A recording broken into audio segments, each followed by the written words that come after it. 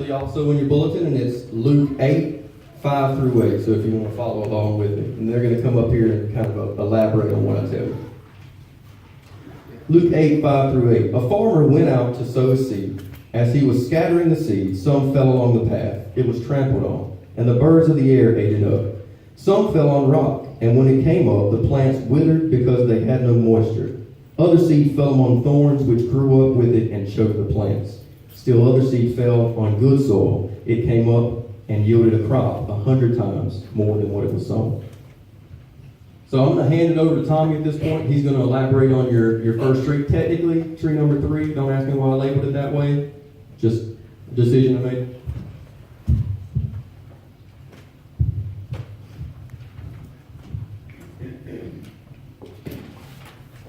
Good morning. I'm a little bit nervous, so bear with me. All right, so I'm going to be talking about the third tree, which is the tree that's full of fruit. And we're going to be looking at Luke 8:15.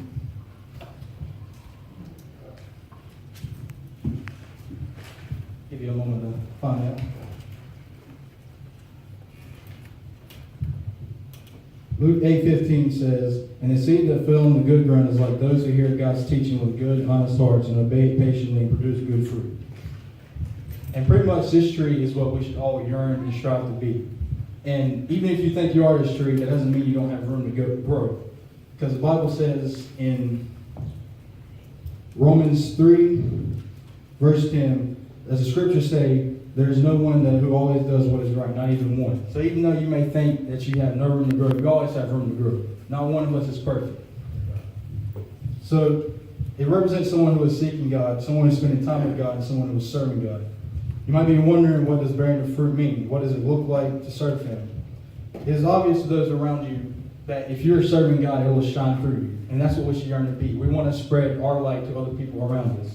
We don't want to be the person, as Brandon will get into later, a cultural Christian where we just sit around and we play church on Sunday and we get out in our morning lives and just do nothing and not spread the word at all. We want to bear the fruit and spread it through our other people's lives.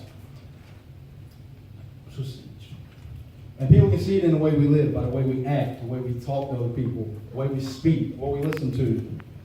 We want to be, I'm going to close this, sorry it's short, but we want to be the light of this world. In a world that's, especially in the youth, where it's just so corrupted and evil with all these negative social media, we want to be the light that shines through and shows everybody that this next generation, is not like the world, but we can shine through God and show His presence to the world.